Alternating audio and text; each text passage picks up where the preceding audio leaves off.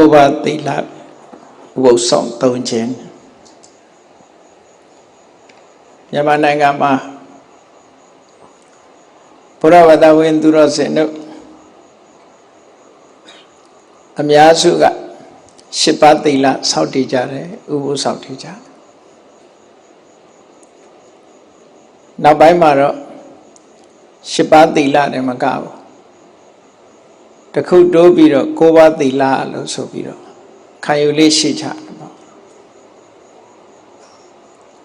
မေတ္တာကရုဏာမုဒိတာဥပေက္ခလို့ဆိုတဲ့ဗျမဝိဟာရတရား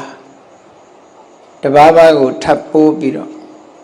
အထူးအဖြင့်မေတ္တာဘာဝနာထပ်ပိုးပြီးတော့စောင့်တည်ကျင့်သုံးကြတယ်အလွယ်တကူ9ပါးတိလလို့ပဲဒီလိုခေါ်ကြတယ်ပေါ့တကယ်တော့တိလကတော့8ပါးပါပဲထိုတိလ8ပါးစောင့်တည်ထားတဲ့ဥပုသ်ဆောင်တဲ့နေရာမှာမေတ္တာဘာဝနာအမှန်တင်ပြီးတော့အထုတလိမေတ္တာပို့ပြီးတော့နေတဲ့အခါမှာမေတ္တာဘာဝနာဆိုတဲ့ဘာဝနာတရားကိုထပ်ပြီးတော့ပေါင်းထည့်ရေတွက်လိုက်တဲ့အခါကျတော့8ပါးတိလမှာမေတ္တာပေါင်းထည့်ပြီးတော့9ပါးလို့ဒီလိုပြောတာအဲ့တော့တိလအနေနဲ့ကတော့8ပါးတိလပဲမေတ္တာဘာဝနာနဲ့နေထိုင်တဲ့အခါကျတော့9ပါးဖြစ်တယ်လို့ဒါကိုကြည့်မယ်ဆိုလို့ရှိရင်တခြားဘာဝနာတွေနဲ့နေပြီးတော့လည်းပဲဥပုသ်ဆောက်တည်လို့ရတာဖြစ်သောကြောင့်တခြားဘာဝနာတွေထပ်ပိုးမယ်ဆိုလို့ရှိရင်လည်းပဲဒီလို3မျိုးသုံးလို့ရတာသို့တော့9ပါးတိလ9ပါးတိလလို့ဆိုတဲ့ပြောဆိုကျင့်သုံးနေကြတာဟာဘုရားမြတ်စွာဟောကြားတော်မူခဲ့တဲ့နဝေကုပောဒထသုတ်ဆိုတာရှိတယ်အဲ့ဒီသုတ်တံကိုအခြေပြုပြီးတော့9ပါးတိလစောင့်တည်မှုဆိုတာဖြစ်ပေါ်လာတာလို့နဝေကုပောဒထလို့ဆိုတာနဝေကဥပောဒထဥပုသ်ဆောင်သုံးခြင်းမှာအင်္ဂါ9မျိုးပါဝင်တဲ့ဥပုသ်ဆောင်သုံးခြင်းလို့ဒီလိုအဓိပ္ပာယ်နဲ့နဝေကုပောဒထနဝေကဥပောဒထတာမန်ရိုးရာအဖြစ်တော့အထင်ကုပောဒထလို့ခေါ်တယ်အထင်ကဆိုတာအင်္ဂါ8ပါးနဲ့ပြည့်စုံသောဥပောဒထဥပုသ္တိလလို့ဒီလိုဆိုတာနဝေကုပောဒထကြတော့အင်္ဂါ9ပါးနဲ့ပြည့်စုံသောဥပုသ္တိလလို့အဓိပ္ပာယ်ရတယ်ပေါ့အဲ့ဒီသုတ်တံကိုအခြေပြုပြီးတော့ဒီကနေ့ခေတ်ဗုဒ္ဓဘာသာဝင်သူတော်စင်တွေ9ပါးတိလစောင့်တည်တယ်9ပါးတိလစောင့်တည်တယ်လို့အတော်အပြောများလာခဲ့ကြတာသို့တော့တတိပြုစရာတစ်ခုကတော့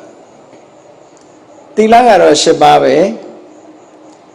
မေတ္တာဘာဝနာနဲ့ကျင့်သုံးနေထိုင်မှ9ပါးမေတ္တာဘာဝနာဆိုတာတိလမဟုတ်ဘူးမြတ်စွာဘုရားရဲ့အဆုံးအမတော်အရကုသိုလ်ကောင်းမှုဟာဒါနကောင်းမှုရှိတယ်သီလကောင်းမှုရှိတယ်ဘာဝနာကောင်းမှုရှိတယ်ဒါနကုသိုလ်သီလကုသိုလ်ဘာဝနာကုသိုလ်လို့3မျိုးရှိတယ်အဲ့3မျိုးတည်းမဲ့ဥပုသ်ဆောင်တယ်ဆိုတာကြတော့ဒီမေတ္တာဘာဝနာပွားတယ်ဥပုသ်ဆောင်တဲ့8ပါးကတော့သီလပဲမေတ္တာဘာဝနာကြတော့သီလမဟုတ်ဘာဝနာသီလနဲ့ဘာဝနာဘာကွာခြားတယ်လဲလို့ဆိုရင်သီလဆိုဒီမှာခံယူစောင့်တည်ပြီးတဲ့နောက်တတိယသည်ဖြစ်စေတတိမယသည်ဖြစ်စေချိုးဖောက်ကျွလွန်ခြင်းမရှိသေးသမျှသီလဟာပြည့်စုံနေတယ်လို့ဒီလိုပြောရတယ်နော်သီလဆိုတာစောင့်တည်တဲ့အခိုက်မှာသမာဒါနစေရနာလို့ခေါ်တယ်စောင့်တည်နေတဲ့အချိန်မှာသမာဒါနစေရနာတွေဖြစ်နေတယ်စောင့်တည်ထားတဲ့အချိန်ကနေစပြီးတော့ မချိုးမပေါက်ခြင်းကိုယ်တဏ္ဍာမှာသီလရှိနေတယ်လို့ဒီလိုပြောရတယ်ဝစီကံနဲ့ကာယကံဝစီကံဒီနှစ်ခုကိုထိမ့်သိမ်းဆောက်ရှောက်တာသီလလို့ခေါ်တယ်မနောကံအဖြစ်စိတ်ထဲမှာအကုသိုလ်တွေဖြစ်ပေမဲ့လို့ဒီသီလဟာမထိခိုက်ဘူးမကျိုးဘူးမပေါက်ဘူးလို့ဒီလိုပြောဒါသီလဆိုတာ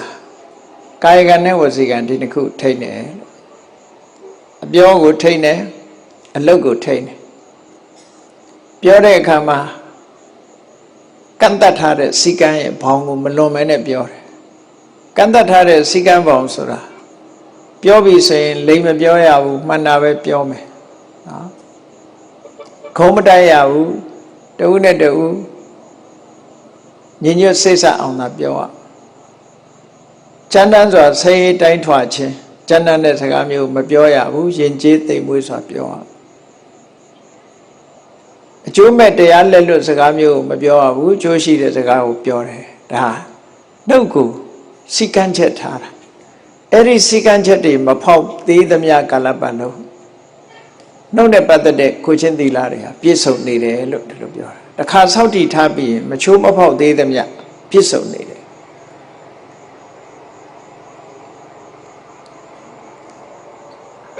ကိုမှုနဲ့ပတ်သက်လာတဲ့အခါကျတော့ကိုရီးလျောက်တတ္တဝါတကောင်ရဲ့အသက်ကိုတပ်ဖြတ်ကျူးလွန်မှုမပြုတ်လို့ဘူးရှောင်ကျင်တယ်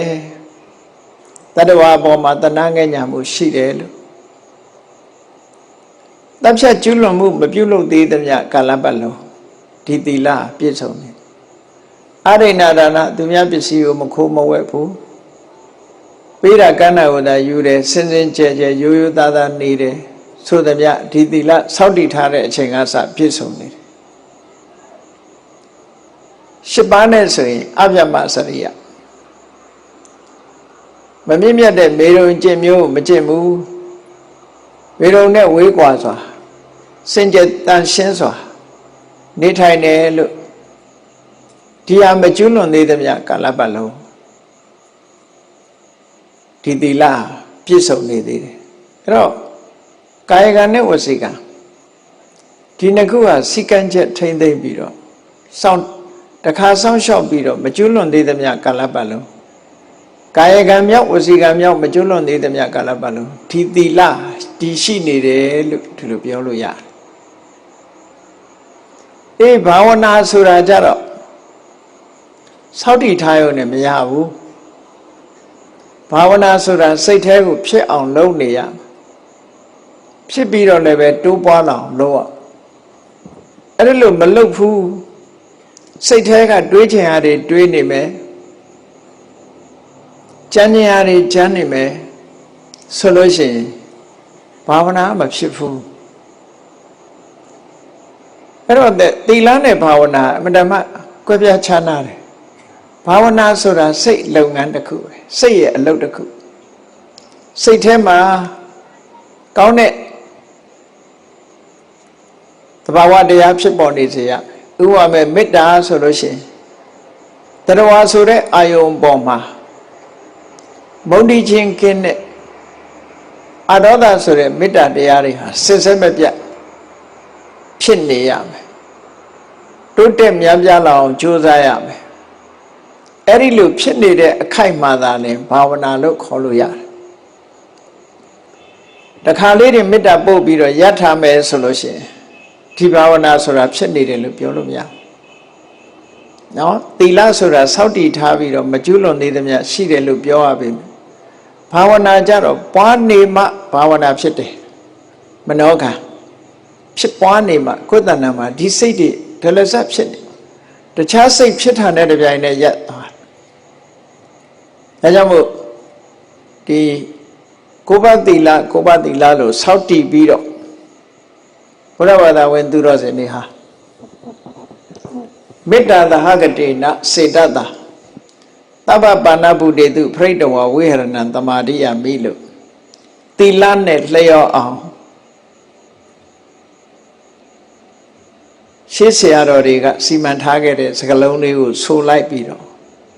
မေတ္တာမပို့ပဲနဲ့မေတ္တာမပွားပဲနဲ့နေလို့ရှိရင်တော့ကိုးပါးဖြစ်ဖို့ခဲရင်လိုက်မယ်ပေါ့စောင့်တည်ထားတဲ့သီလပဲရှိတယ်ဘာဝနာမပွားပဲနဲ့နေတဲ့အချိန်တွေများသွားလို့ရှိရင်အဲ့ဒီအချိန်တွေမှာ10ပါးပဲဖြစ်မယ်9ပါးမဖြစ်ဘူးဘာဝနာဆိုတာစောင့်တည်ထားရုံနဲ့မရဘူးလက်တွေ့စိတ်ထဲမှာဖြစ်နေမှရတယ်လို့ဆိုတာတော့ဒါတတိချက်ဆရာကောင်းတဲ့အရာတစ်ခုပေါ့နော်ဘာနာတိဘာဒဝေရမဏိသိက္ခာပရံသမာရိယာမိဆိုတာတခါဆိုပြီးတော့စောင့်တည်ထားလိုက်စောင့်တည်နေစဲမှာသမာဒါနစေရနာဖြစ်တယ်မကျွလွန်သေးသမျှကာလပတ်လုံးဒီသီလမပြတ်ဘူးဘာဝနာကြတော့အဲ့လိုလုံးလို့မရဘူးတဲ့အမြဲတမ်းစိတ်ထဲမှာဒီဘာဝနာဒီစိတ်ဓာတ်မပြတ်ဖြစ်နေအောင်ကြိုးစားအထောက်တတိတို့တမ္ပစင်ညတို့ပညာတို့နဲ့စင်စက်မပြတ်ဝိပဿနာတရားအထုတ်တယ်လို့သမထချင့်စဉ်တစ်ခုကိုကျင့်တယ်လို့စိတ်ထဲမှာအာယုန်နဲ့ကပ်ပြီးတော့စင်စက်မပြတ်ဖြစ်နေအောင်ကြိုးစားအထုတ်မှကိုယ်ပါအင်္ဂါ9ပါးနဲ့ပြည့်စုံတဲ့ဥပုပ်ကိုစောင့်သုံးခြင်းလို့ဒီလိုအဓိပ္ပာယ်ရမှာအဲ့ဒါလို့မဟုတ်ဘဲနဲ့9ပါးသီလကိုစောင့်တည်ပြီးတော့မေတ္တာလေးတစ်ခါနှစ်ခါပို့သို့မဟုတ်လုံးဝမပို့ဘဲနဲ့နေရင်တော့ကိုယ်အထင်တာ9ပါးရတာက10ပါးပဲရမှာပဲဘာဖြစ်လို့လဲဆိုတော့ဘာဝနာကုသိုလ်ကိုရအောင်မယူနိုင်ဘူးတဲ့ဘာဝနာကုသိုလ်ဆိုတာစိတ်အလုပ်သာဖြစ်တယ်လို့ဒါကိုသဘောပေါက်ဖို့လိုအပ်တာပဲဝိသခုပောဓထတုတ်မှာဆိုလို့ရှိရင်မြတ်စွာဘုရားက10ပါးသီလဟောပြီးတော့10ပါးသီလကိုစောင့်တည်ထားပြီးတော့ဗုဒ္ဓနုတ္တိနဲ့နေမယ်ဓမ္မနုတ္တိနဲ့နေမယ်သံဃာနုတ္တိနဲ့နေမယ်သီလနုတ္တိနဲ့နေမယ်စာဃာနုတ္တိနဲ့နေမယ်လို့ထေဝတာနုတ္တိနဲ့နေမယ်ဆိုရင်အနုတ္တိ6မျိုးကိုယ်စိတ်လေးကိုစင်ကြယ်တန့်ရှင်းအောင်နေနည်းထိုင်နည်းတွေဝိသခာကျောင်းအမကြီးကိုဟောခဲ့တဲ့ဥပုပ်သီလစောင့်တည်နည်းဆိုတာရှိတယ်ပေါ့ဘာပဲဖြစ်ဖြစ်ဘာသာရေးလုပ်ငန်းတစ်ခုဟာစနစ်တကျပြီးပြင်းပြင်းလုပ်နိုင်မှဆိုင်ရာအကျိုးကိုရနိုင်တယ်အမိခံတက်ဆိုရင်တော့အကျိုးဖြစ်ထွန်းလာမှာမဟုတ်ဘူးလို့မသိလို့မလုပ်ရလို့ရှိရင်လေ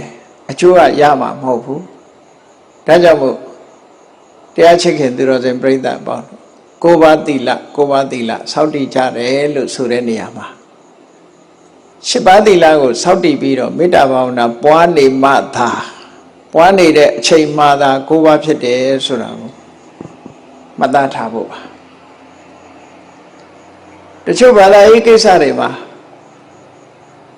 အမှန်မသိတဲ့အခါကျတော့စနစ်တကျမဖြစ်လာဘူးပေါ့အဲ့တော့အမှန်သိအောင်ဘယ်ကိစ္စမှာပဲဖြစ်ဖြစ်အမှန်သိအောင်ကြိုးစားတဲ့နဲ့သိအောင်သင်ကြားလေ့လာတဲ့နဲ့ပေါ့အဲ့ဒါလို့မဟုတ်လို့ရှိရင်အစဉ်လာရလိုက်နာကျင့်သုံးကြတာမျိုးသာဖြစ်ပြီးတော့ကောင်းတဲ့အလုပ်လုပ်လို့ကောင်းတယ်လို့ဆိုပေမဲ့လို့ထိုကောင်းတဲ့အလုပ်ဟာစနစ်မကျဘူးဆိုလို့ရှိရင်တော့ဖြည်းဖြည်းဝါကောင်းကျိုးချမ်းသာရမှာမဟုတ်ဘူးဒီပြန်မပြောနဲ့စီးပွားလှုပ်တာတောင်မှပဲစနစ်မကျရင်စနစ်တကျလှုပ်တဲ့လူလောက်ကောင်းကျိုးချမ်းသာရဖို့မရှိဘူးတဲ့ဘယ်အလုပ်ပဲဖြစ်ဖြစ်လုပ်ပြီးဆိုလို့ရှိရင်စနစ်တကျလုပ်ဖို့လိုအပ်တယ်ဘာသာရေးကိစ္စမှာလည်းပဲစနစ်တကျလုပ်ဖို့ဒါနကောင်းမှုပြုတဲ့အခါမှာလည်းပဲစနစ်တကျပြုတတ်ဖို့သီလစောင့်တည်တဲ့အခါမှာလည်းပဲစနစ်တကျသီလစောင့်တည်တတ်ဖို့ဘာဝနာလုပ်ငန်းကြိုးပမ်းအထောက်တဲ့အခါမှာလည်းပဲစနစ်တကျလုပ်တတ်ဖို့လို့ဆိုတာ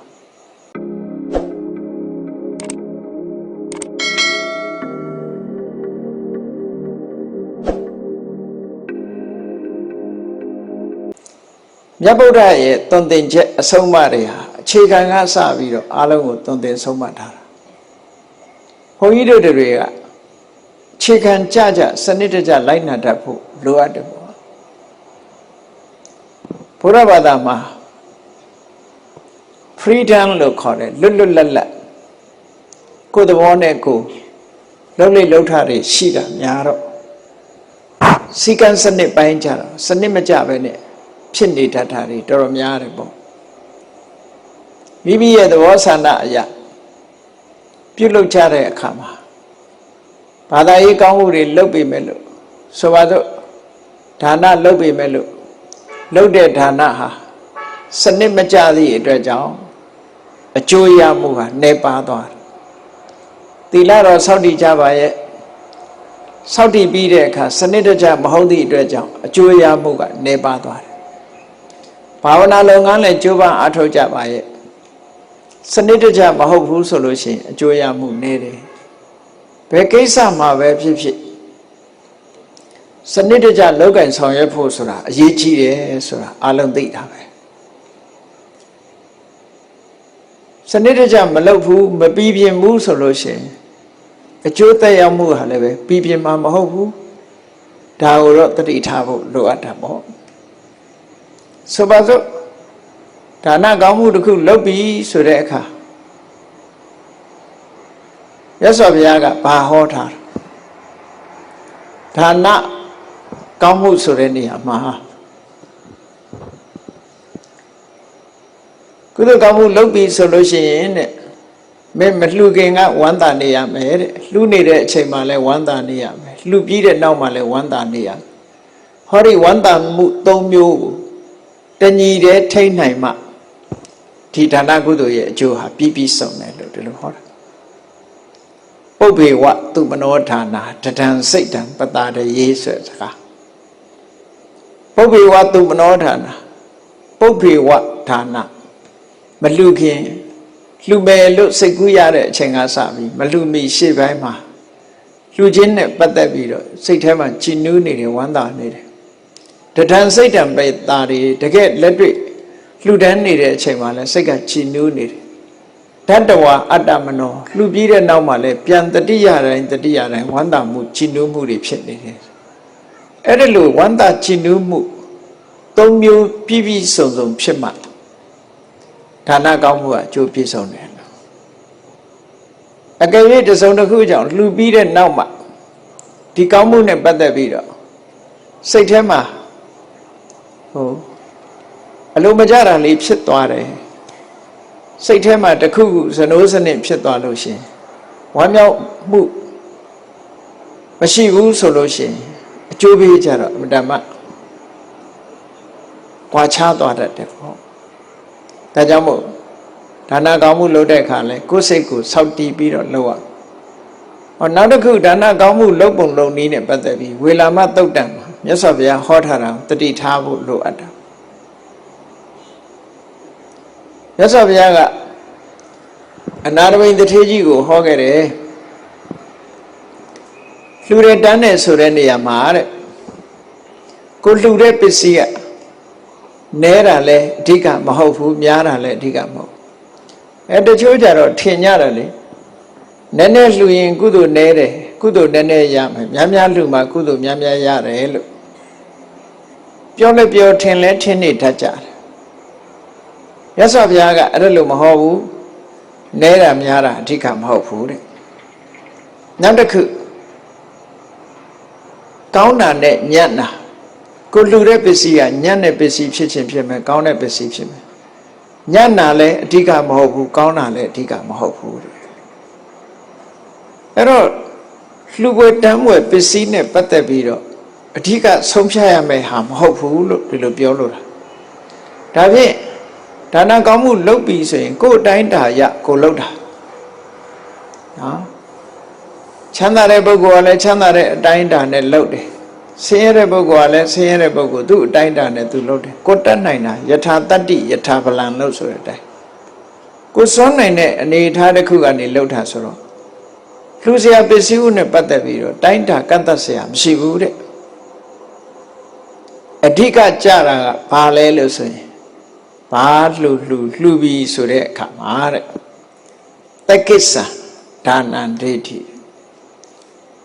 စိတ်အားကုန်စိုက်ပြီးတလေးတစားလှူဖို့လိုတယ် mindfulness တက္ကိစ္စဆို တကယ်ကိုစိတ်ထဲမှာအာယုံစိုက်ပြီးလှူတာမျိုးဖြစ်ရမယ်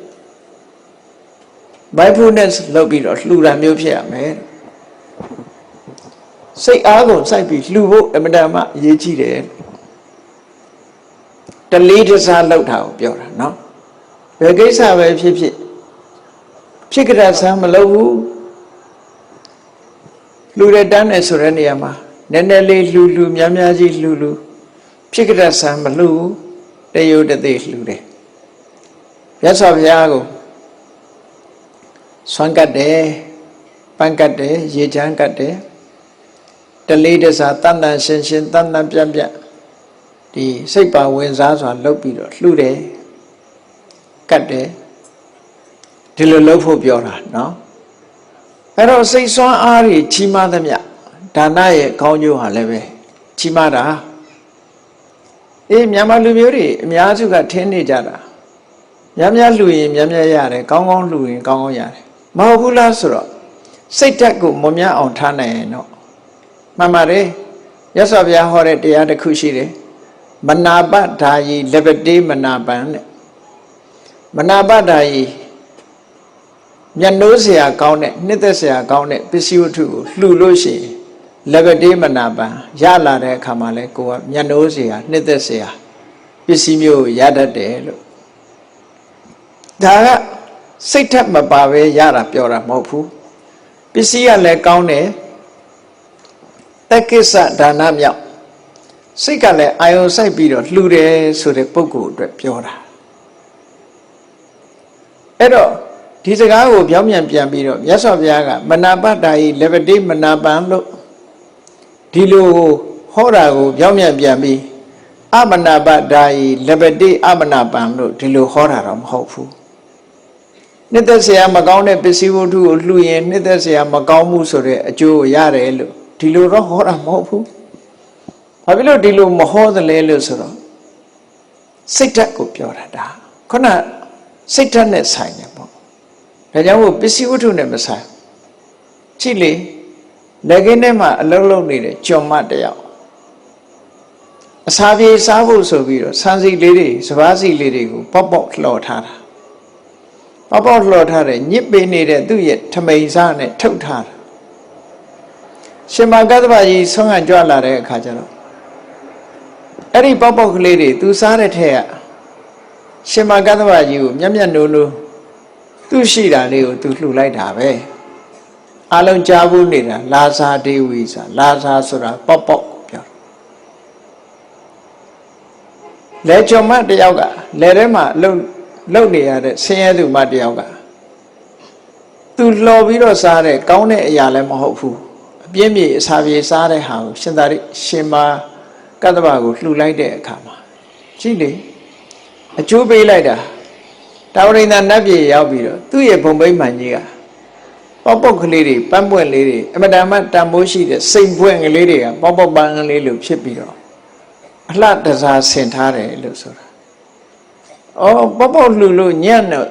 သူရတဲ့နန်းတော်ဒီဘုံဘိမှန်ကြီးကလည်းပဲညံ့တဲ့ပေါက်ပေါက်တွေနဲ့တစားဆင်ထားတယ်လို့ဒီလိုပြောတာမဟုတ်ဘူးစိတ်ထက်မွန်မြတ်သည့်အတွက်ကြောင့်ညံ့နာလှူလဲမွန်မြတ်သွားတတ်တာပဲကိုရှိတာကိုလှူတာကိုဒါကြောင့်မို့ဒီအတွေးခေါ်ပိုင်းဆိုင်ရာအင်တာမအရေးကြီးတယ်ဒါနကောင်းမှုလုပ်ပြီးဆိုရင်ကိုရှိတဲ့အတိုင်းဒါကိုမှအကောင်းရှိရတဲ့အညံ့တော့မလှူနဲ့ပေါ့အဲ့ဒီကလေးစိတ်တကညံ့သွားပြီလေအဲ့ဒါကြတော့ကိုကောင်းတာရှိရတဲ့အညံ့ကိုလှူရင်စိတ်ကညံ့နေပြီတက်ကိစ္စမဖြစ်တော့ဘူးနော်ကိုကောင်းတာရှိရင်ကောင်းတာလှူမယ်ညံ့တာရှိရင်ညံ့တာလှူမယ်ဘာပဲလှူကိုရှိတဲ့ထဲကနဲတာများတာလည်းအဓိကမဟုတ်ဘူးတဲ့ကောင်းတာညံ့တာလည်းအဓိကမဟုတ်ဘူးတဲ့ဘာလို့อ่ะတက္ကိစ္စံဒါနံဒေတိတလေးတစားကိုမှမွန်မွန်မြတ်မြတ်လုပ်ပြီးတော့လှူတယ်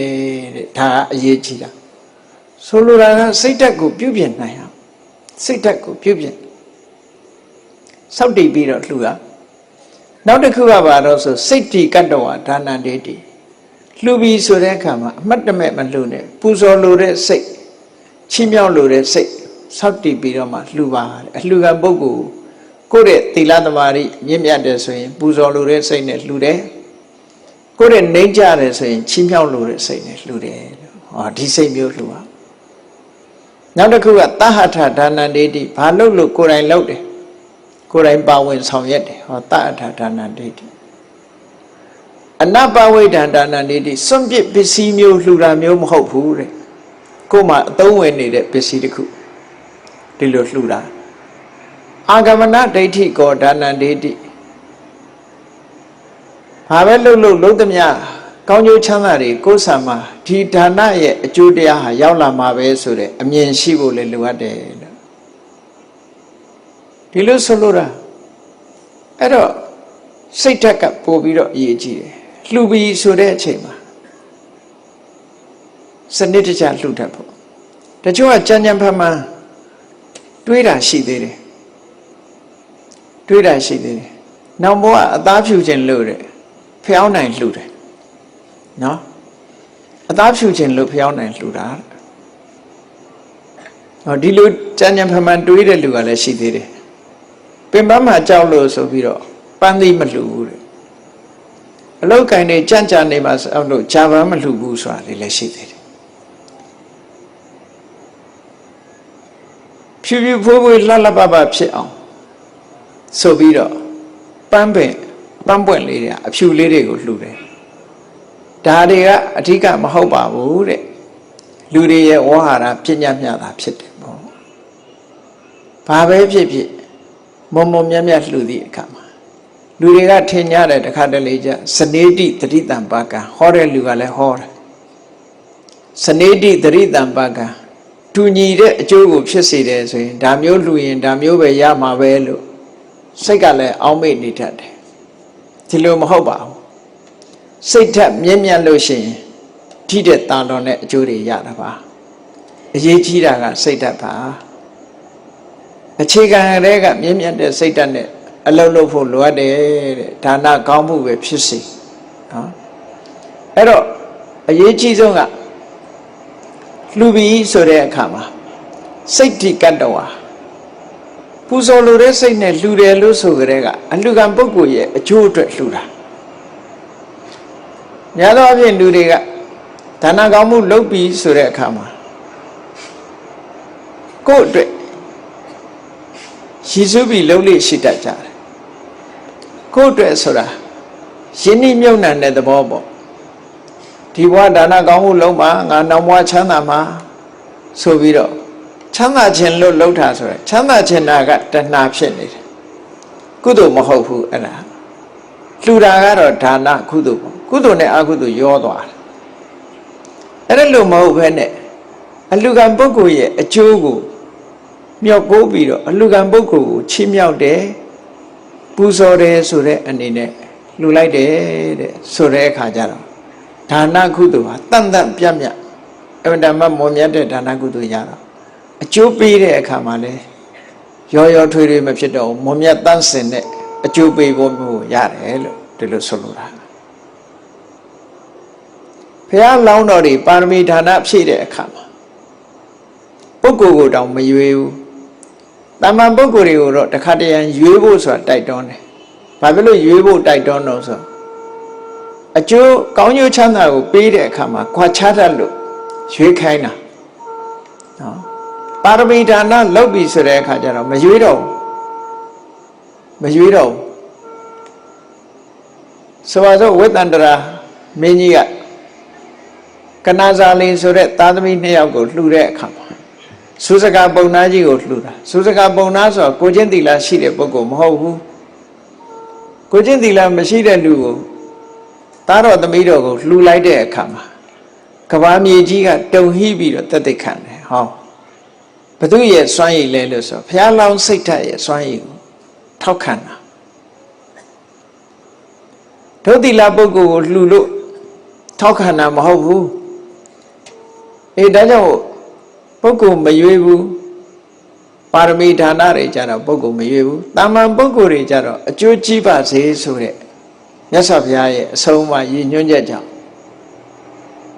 ပူဇော်တိုက်တဲ့ပုဂ္ဂိုလ်တွေကိုပူဇော်ဖို့လှူတော်တဲ့ပုဂ္ဂိုလ်တွေကိုလှူဖို့လို့ဆိုပြီးတော့ဝိစေယဒါနံဓတ္တဗံပစ္စည်းကိုလည်းရွေးချယ်ရမယ်ပုဂ္ဂိုလ်ကိုလည်းရွေးချယ်ရမယ်လို့ဆိုပြီးတော့ဒီ ဒီလိုဟောတဲ့ဒေသနာတွေလည်းရှိတယ်အဲ့ဒါလို့ရွေးချက်ခိုင်းတာဟာစိတ်ဓာတ်အနေထားအဖြစ်မမြင့်မားသေးတဲ့ပုဂ္ဂိုလ်တွေအတွက်ရွေးချက်ခိုင်းတယ်လို့ပြောရမှာပဲစိတ်ဓာတ်ကမြင့်မြင့်ထားတတ်ပြီဆိုလို့ရှိရင်တော့ရွေးသည်ဖြစ်စေမရွေးသည်ဖြစ်စေအလူကံပုဂ္ဂိုလ်ရဲ့အကျိုးကိုရည်စူးပြီးတော့လှူနိုင်ပြီဆိုလို့ရှိရင်ကိုယ့်ရဲ့စိတ်ဆွမ်းအားကြီးမားမှုကြောင့်နော်ပေးလှူတဲ့ပုဂ္ဂိုလ်ဘက်ကဒါနကောင်းမှုရဲ့အကျိုးဟာဖြစ်တာဒါကြောင့်မို့ဒါနကောင်းမှုလှုပ်တိုင်းအလူကံကပဓာနမဟုတ်ဘူးကိုယ်သာပဓာနဆိုတဲ့အတိမျိုးသိထားဖို့လိုအပ်တယ်ကိုယ့်ကိုပြင်ဖို့အဓိကဒါနဲ့ပတ်သက်ပြီးတော့အထက်ကရာဆရာတွေကထက်ကရာဆရာရဲ့ရှင်ပြထားတာတစ်ခုရှိတယ်စဉ်းစားလိုက်လို့ရှင်သိတယ်ဒါနဆိုတဲ့ကောင်းမှုဟာဘု து တဏ္ဍာမှာဖြစ်တယ်လေအလှူကံပုဂ္ဂိုလ်ရဲ့တဏ္ဍာမှာဖြစ်တာလားလှူတဲ့ပုဂ္ဂိုလ်ရဲ့တဏ္ဍာမှာဖြစ်တာလားလို့ဆိုတဲ့အခါလှူတဲ့ပုဂ္ဂိုလ်ရဲ့အလှူ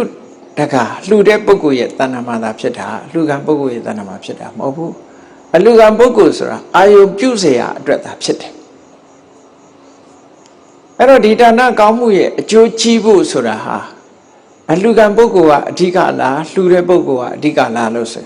လှူတဲ့ပုဂ္ဂိုလ်ကသာအဓိကအဲ့ဒါကိုထေရထာကဥပမာတစ်ခုထုတ်ပြထားတယ်မြတ်စွာဘုရားကနေပြီးတော့ရှင်သာရိပုတ္တရာကိုလှူတဲ့အလှူ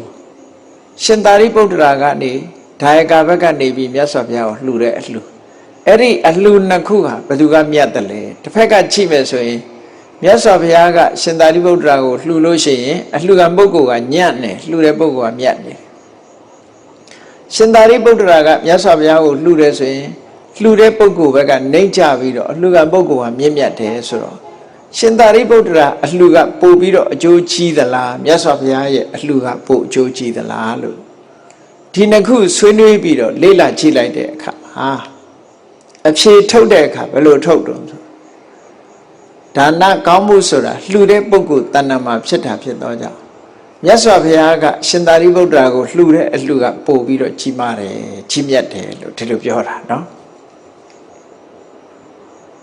ဒါလည်းအမတ္တမသတိထားစရာကောင်းတဲ့အချက်တစ်ခုကိုယ်စိတ်ကိုပြင်ပြီးတော့လှူတတ်ဒါစနစ်တကျလှူပုံလှူနည်းတစ်ခုပြောပြထို့တူပဲဒါနကောင်းမှုလုပ်တယ်လို့သီလဆောက်တည်တဲ့အခါမှာလည်းပဲစနစ်တကျဆောက်တည်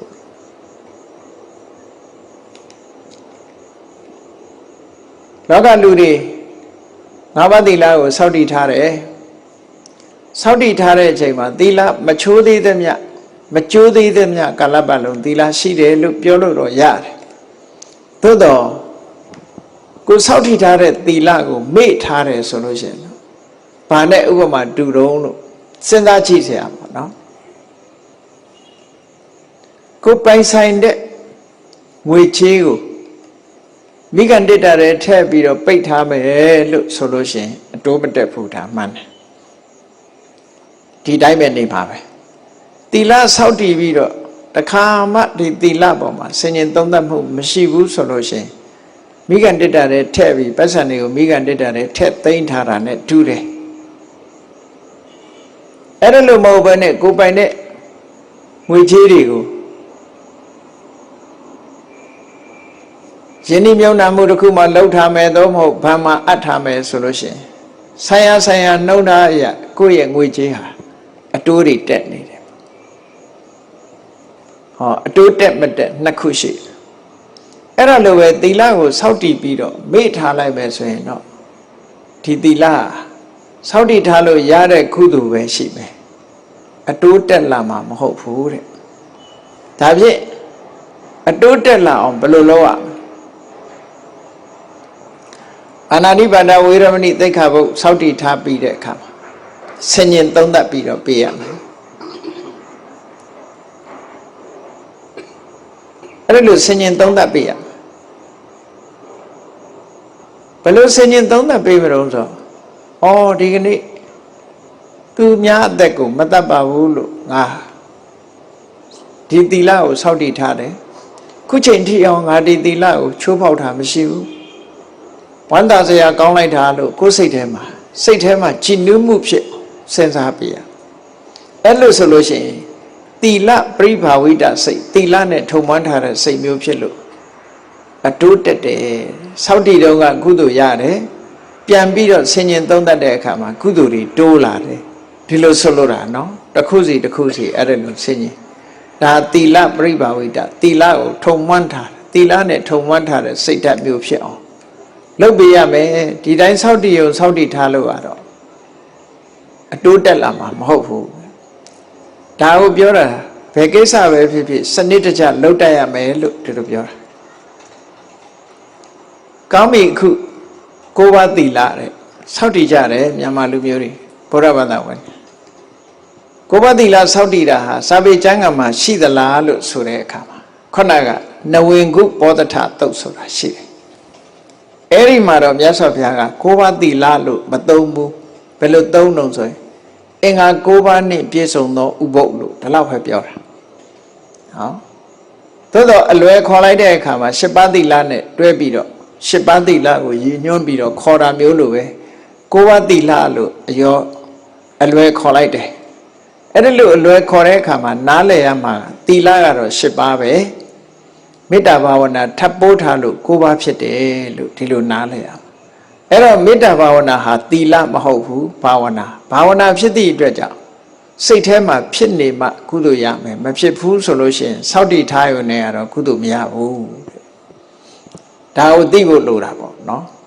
စောင့်တည်ထားရုံနဲ့တော့ကုသိုလ်မရဘူးအဲ့တော့ဒီသုတ်တံမှာမြတ်စွာဘုရားက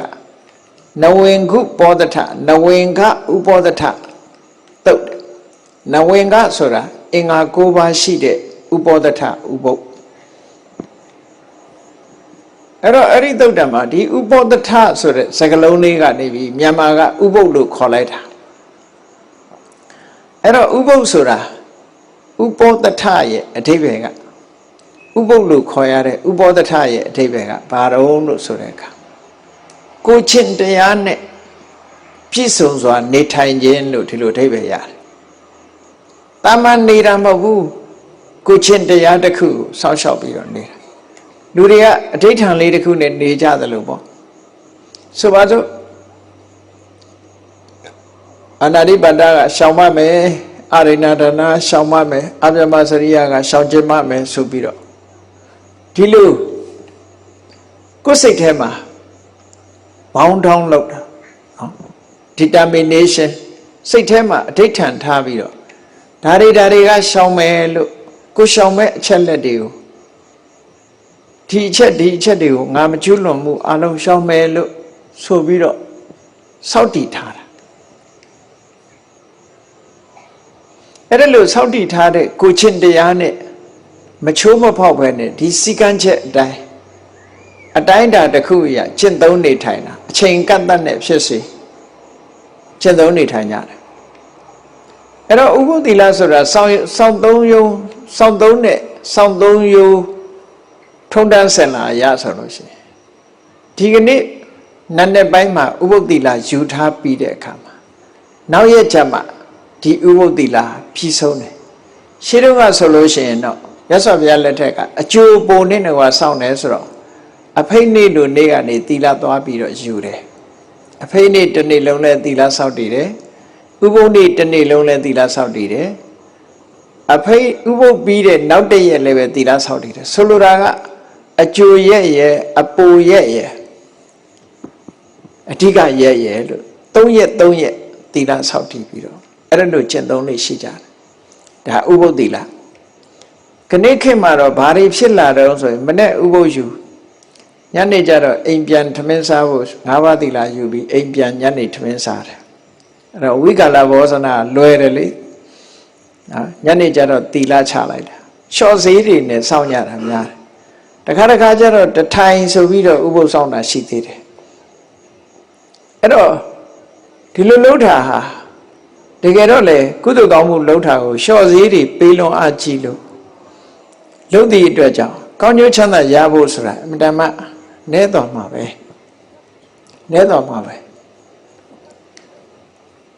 အောက်ထစ်ဆုံး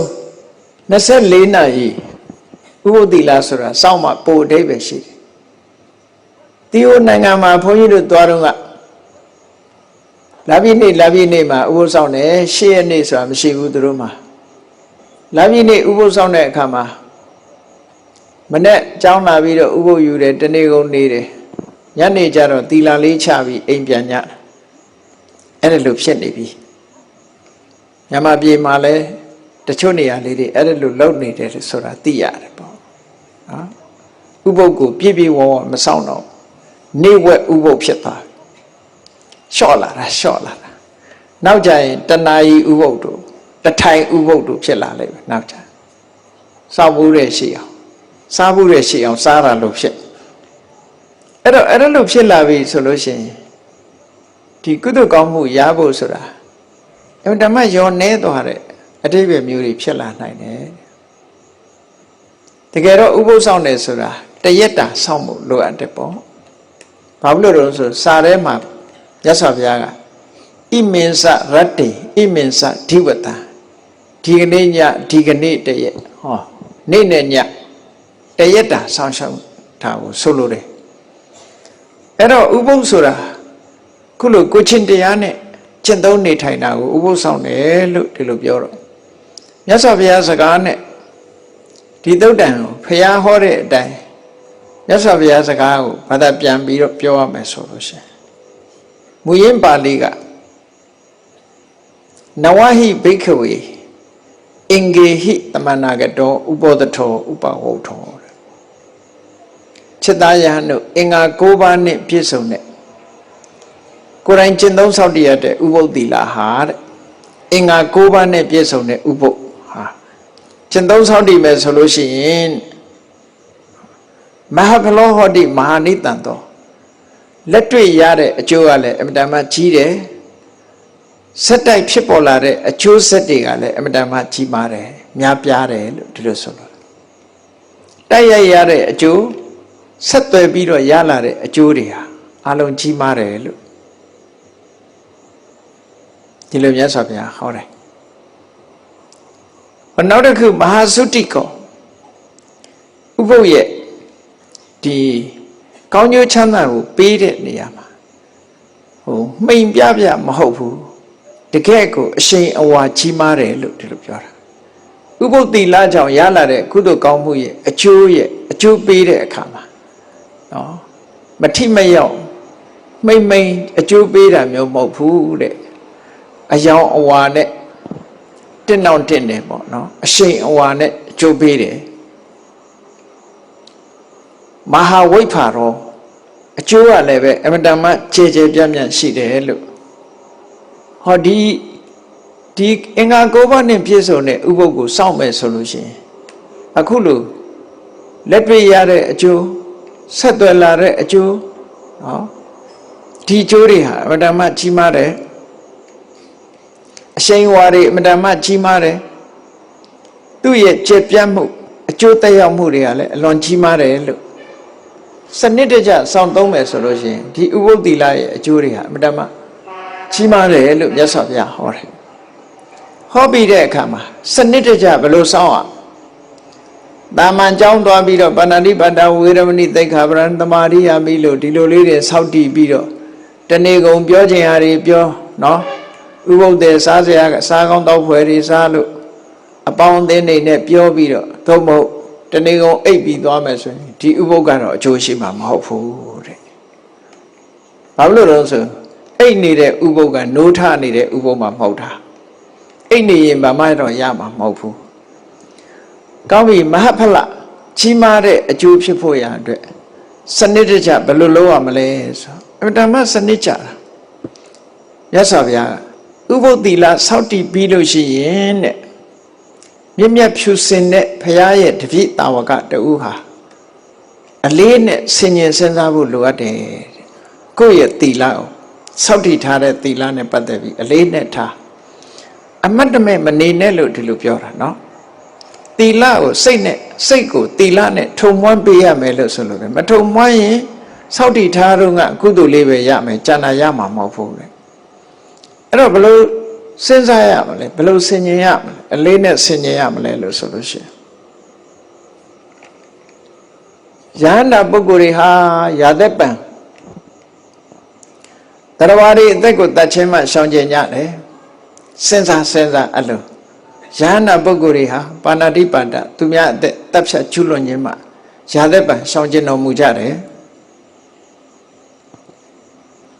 ရှောင်ကျင်ရုံနဲ့မကဘူးတရားရီကိုတပ်ဖြတ်ဖို့ဆိုတဲ့ထုတ်ထားလက်နဲ့ဘယ်တော့မှမထားဘူးနိဟိတဒန္တောနိဟိတတတ်တော်တဲ့သူများကိုညှင်းဆဲတပ်ဖြတ်ဖို့ဆိုတဲ့လက်နဲ့သူတို့စီမှာဘယ်တော့မှမရှိဘူးတဲ့မရှိုံနဲ့မကဘူးလစ်စီဒီလိုသူများအသက်တပ်ဖြတ်ကျူးလွန်ခြင်းလို့ဆိုတဲ့ပါဏာတိပါဒအလုတ်ရှက်တယ်တဲ့ဘယ်တော့မှမလုပ်ဘူးအမြဲတမ်းရှက်တယ်တရားပဏ္ဏတတ္တဝါတွေတတ်ဖို့နေသာတတ္တဝါတွေပေါ်မှာအမြဲတမ်းတနာကျင်နာမှုတွေနဲ့ပြည့်ပြည့်ဝရှိတပ္ပပါဏဘုဒ္ဓဟိတနုကံပိတတ္တဝါတွေရဲ့အားလုံးအကျိုးစီးပွားကိုလိုလားတဲ့စိတ်နဲ့အမြဲတမ်းနေထိုင်နေတယ်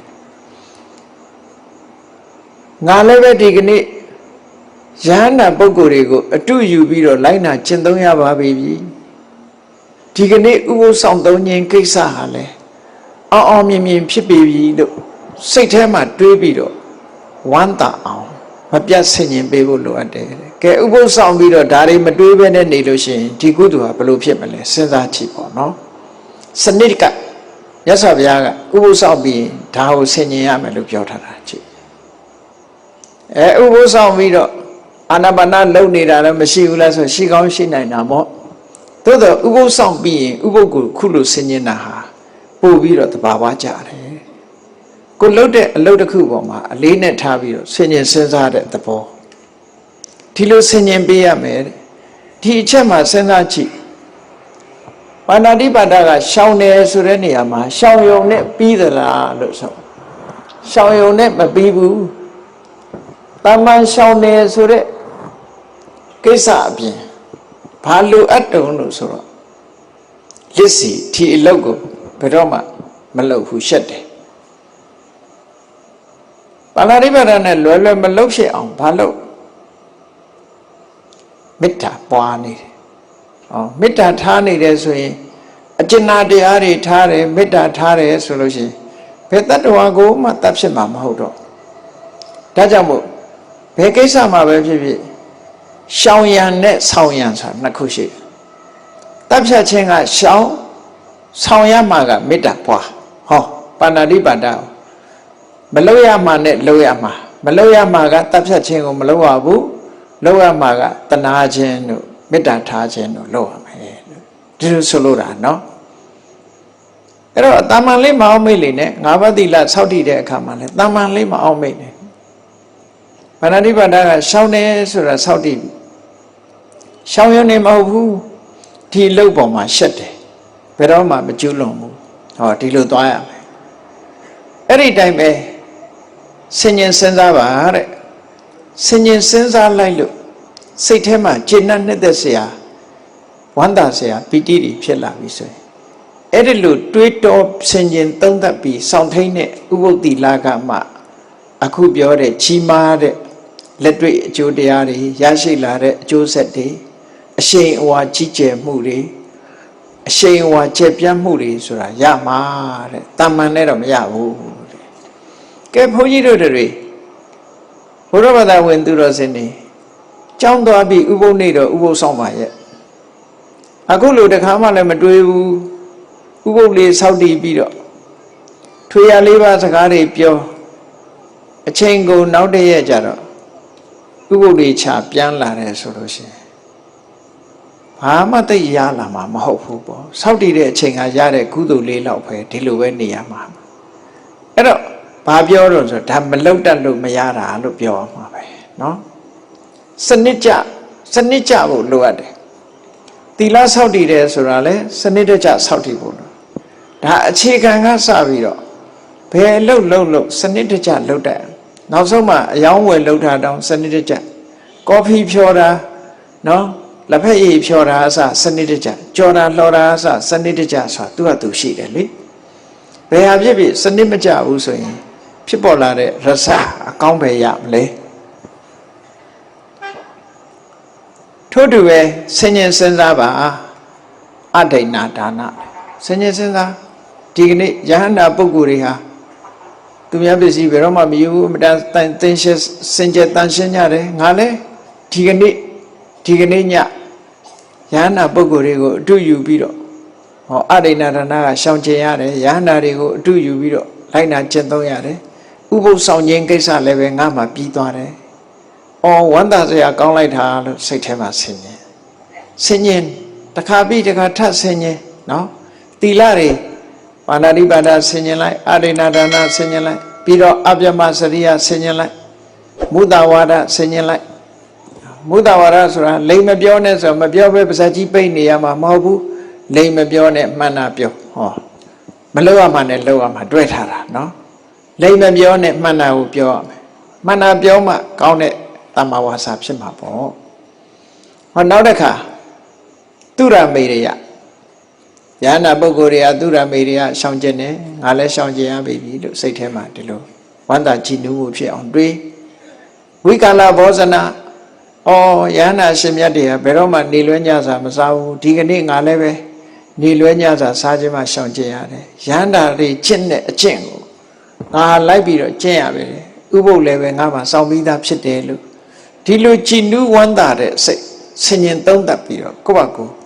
အကျိုးတရားကိုဆင်ញင်သုံးသပ်ယန္တာတွေနဲ့နှိုင်းရှင်ပြီးတော့ကိုယ်စိတ်အားတွေကိုတိုးမြင့်ပေးပြီးတော့စောင့်ရ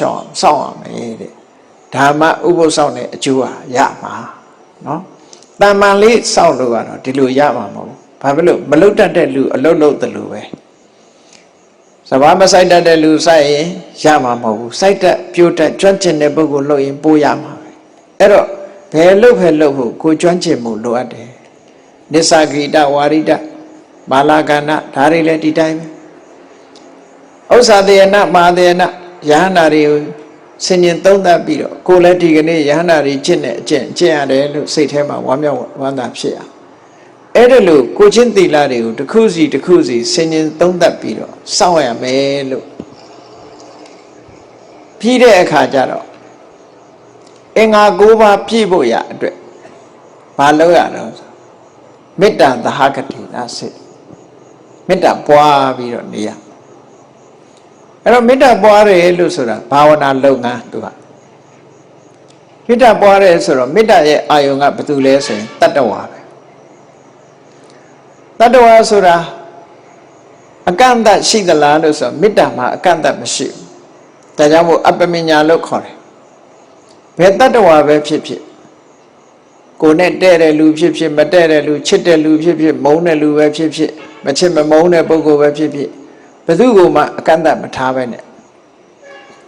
တရားအားလုံးချမ်းသာချမ်းသာကြစေပါစေဆိုတဲ့စိတ်ဓာတ်အားလုံးအပေါ်မှာကောင်းကျိုးချမ်းသာလိုလားတဲ့စိတ်ဓာတ်မျိုးဖြစ်နေအောင်လုပ်ပေးရမယ်လို့ဒီလိုပြောတာเนาะအဲ့ဒါလို့မေတ္တာဘာဝနာပွားတဲ့အခါမှာတမန်ပွားပုံပွားနည်းကတစ်မျိုးသမထကျင့်စဉ်တစ်ခုကိုကျင့်ပြီးတော့ဆံရအောင်ပွားတာမျိုးကြတော့ပုဂ္ဂိုလ်တူဦးတယောက်ကိုအာယုံစိုက်ပြီးတော့ခါမှာထိုပုဂ္ဂိုလ်ရဲ့အပေါ်မှာနော်မေတ္တာစိတ်တွေမပြတ်ဖြစ်အောင်ကြိုးစားရမယ်အဲ့ဒါလို့လုပ်ပြီးဆိုတဲ့အခါမှာ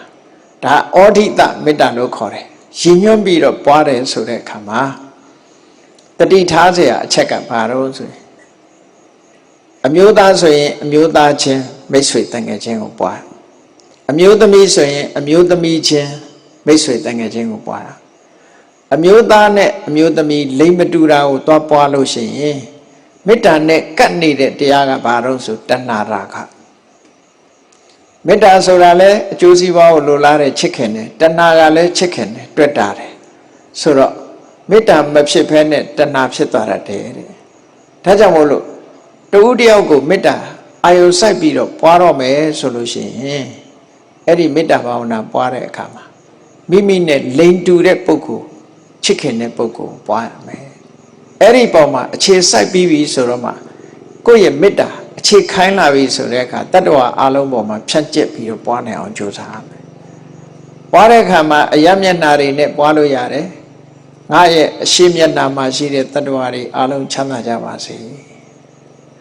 ငါရဲ့ လက်ရဘက်မှာရှိတဲ့တတ္တဝါတွေလက်ဝဲဘက်မှာရှိတဲ့တတ္တဝါတွေနောက်မှာရှိတဲ့တတ္တဝါတွေငါရဲ့အထက်ပိုင်းမှာရှိတဲ့အထက်ဘက်မှာရှိတဲ့တတ္တဝါတွေငါရဲ့အောက်ပိုင်းမှာရှိတဲ့တတ္တဝါတွေလို့ဆိုငါနဲ့တဲ့ဗဟိုရက်မှာရှိတဲ့တတ္တဝါတွေလို့ဟောတတ္တဝါတွေအားလုံးနော်တတ္တဝါအားလုံးပါဝင်ပြီးတော့ကဘာကြီးတစ်ခုလုံးစัจ java လာကြီးတစ်ခုလုံးမှာရှိတယ်တက်ရှိတတ္တဝါတွေပေါ်မှာအားလုံးဖြန့်ကျက်ပြီးတော့မေတ္တာပွားနိုင်မှုအဲ့ဒါလို့မေတ္တာဘာဝနာပွားပြီးနေပြီဆိုမှအင်္ဂါ၉ပါးနဲ့ပြည့်စုံသောဥပုသ္တိလာဆိုတာဖြစ်မှာနော်ဘုန်းကြီးတွေကချပေးလိုက်တဲ့မေတ္တာသာဟကတိနစေတသာသဗ္ဗပါဏဗုဒိတုပရိတဝဝိဟရဏံတမာဓိယာမိလောက်လေးတင်ရပ်ထားရင်တော့မေတ္တာဘာဝနာတစ်ခုမှဖြစ်မှာမဟုတ်ဘူးနော်အေးကိုးပါးသီလတော့စောင့်တည်ပါရဲ့ကိုးပါးမရဘူးဖြစ်တတ်တယ်ဒါကြောင့်မို့လို့တရားချစ်ခင်သူတော်စင်ပြိဿပေါင်းတို့ဒီကနေ့ခေတ်မြန်မာနိုင်ငံမှာဘာသာရေးလုပ်ငန်းတွေလုပ်တဲ့အခါမှာအမှန်သိပြီးတော့စနစ်တကျဒါနကောင်းမှုလုပ်တာပဲဖြစ်စေသီလစောင့်တည်တာပဲဖြစ်စေဘာဝနာပွားများအထောက်တာပဲဖြစ်စေအမှန်သိပြီးတော့စနစ်တကျလုပ်တတ်ဖို့အမှန်တမ်းအရေးကြီးပါတယ်ဘယ်ကုသိုလ်ပဲဖြစ်ဖြစ်ဒါနကုသိုလ်လုပ်ပြီးတော့ဘာဝနာဖြစ်အောင်လုပ်လို့ရတယ်သီလစောင့်တည်ပြီးတော့လည်းဘာဝနာဖြစ်အောင်လုပ်လို့ရတယ်ဘာဝနာကိုအခြေခံပြီးတော့လည်းဘာဝနာဖြစ်အောင်လုပ်လို့ရတယ်သီလဆိုတာဟာဘာဝနာဖြစ်ဖို့ရာအတွက်အရေးပါတဲ့နေရာကရှိတယ်ဘာဖြစ်လို့သီလကဘာဝနာအတွက်အရေးပါတာတော့လို့ဆိုသီလစောင့်တည်ထားတဲ့ပုဂ္ဂိုလ်တယောက်ဟာပြစ်ကင်းနေတယ်အပြစ်ကင်းနေသည့်အတွက်ကြောင့်ဘယ်ခါတတိယစိတ်ချမ်းသာမှုနှလုံးသားရမှုတွေဖြစ်တယ်စိတ်ချမ်းသာပြီးနှလုံးသားရတယ်နှလုံးထဲမှာစိတ်နှလုံးထဲမှာနောက်ကျเสียဘာမှမရှိဘူးစိတ်ဆင်းရဲเสียမတွေ့ဘူးဆိုရင်ဝမ်းမြောက်တယ်ဝမ်းမြောက်တာကိုပမောဇ္ဇဝမ်းမြောက်မှုဖြစ်ရင်ပီတိဆိုတဲ့နှစ်သက်မှုဖြစ်တယ်ပီတိဖြစ်လာလို့ရှိရင်ပတ္တိဆိုတဲ့ငြိမ်းချမ်းမှုဖြစ်တယ်ကိုယ်စိတ်ငြိမ်းချမ်းပြီဆိုရင်ဒုက္ခဆိုတဲ့ချမ်းသာဒုက္ခရတယ်ချမ်းသာပြီဆိုရင်လူရဲ့စိတ်ကလေးဟာတည်ငြိမ်လာတဲ့တမာတိဒီအတွက်သီလကိုစောင့်တည်ရတာနော်သီလကနေဆင့်တက်ပြီးတော့အဝိပတိတာရာတဲ့စိတ်နှလုံးကြီးတယ်နော်နှလုံးမသာမယာမဖြစ်ဘူးပါမောဇ္ဇဝမ်းမြောက်တယ်ပီတိနှစ်သက်တယ်ပတ္တိငြိမ်းချမ်းတယ်ဒုက္ခချမ်းသာတယ်တမာတိတည်ငြိမ်တယ်တည်ကြည်ပြီဆိုတဲ့တမာတိရှိပြီဆိုမှယထာဘူတညတသတ္တနာအဖြစ်မှန်ကိုသိတယ်မြင်တယ်ဆိုတဲ့ဉာဏ်ဖြစ်လာတာဒါကြောင့်မို့သီလကိုအခြေခံပြီးတော့လုပ်ရ၈ပါးသီလစောင့်တည်၉ပါးသီလစောင့်တည်ဥပုသ်စောင့်သုံးတယ်ဆိုတဲ့ဟာကာယကံစင်ကြယ်မှုဝစီကံစင်ကြယ်မှုအပြင်မနောကံစင်ကြယ်မှုဆိုတဲ့ဘာဝနာတစ်ခုတွဲဖက်ပြီးတော့စောင့်တည်ကျင့်သုံးတတ်ဖို့မြတ်စွာဘုရားကညွှန်ကြားဆုံးမတာဖြစ်ပါတယ်အေးဒါကြောင့်မို့တရားချစ်ခင်သူတော်စင်ပြိဿတို့ကိုးပါးသီလခံယူစောင့်တည်ကြတဲ့အခါမှာစောင့်တည်ထားရုံနဲ့ကိုးပါးမဖြစ်နိုင်ဘူးဆိုတာကိုတတိထားအမှတ်ထားပြီးတော့မိမိတို့တဏ္ဍာမှာကိုးပါးဖြစ်အောင်မေတ္တာဘာဝနာပွား၍ဖြစ်စေကရုဏာနဲ့ဘာဝနာပွား၍ဖြစ်စေမုရိဒာဘာဝနာပွား၍ဖြစ်စေဥပိ္ပခဘာဝနာပွား၍ဖြစ်စေဗုဒ္ဓနုတ္တိစသည်တစ်ခုပွား၍ဖြစ်စေဘာဝနာနဲ့ထုံမွမ်းပြီးတော့ထားမှာကိုယ်သီလကိုဆင်ញင်၍ဖြစ်စေထုံမွမ်းထားမှာ၈ပါးသီလတဲ့တိုးတက်ပြီးတော့၉ပါးသီလဖြစ်မယ်စောင့်သုံးတဲ့ဥပုသ္တိလာဟာလည်းအမှန်တမ်းမြင့်မြတ်တဲ့အကျိုးပြည့်ပြည့်ဝဝရရှိနိုင်မယ်လို့ကိုစီသဘောကျပြီးတော့စနစ်တကျဘာသာရေးမှာလိုက်နာကျင့်သုံးရတဲ့ကိစ္စတွေကိုစနစ်တကျနားလည်ပြီးတော့စနစ်တကျလုပ်ကင်ဆောင်ရွက်ခြင်းဖြင့်ပြည့်ဝသောအကျိုးတရားများကိုရရှိအောင်ဆောင်ရွက်နိုင်ကြပါစေကုန်သတည်း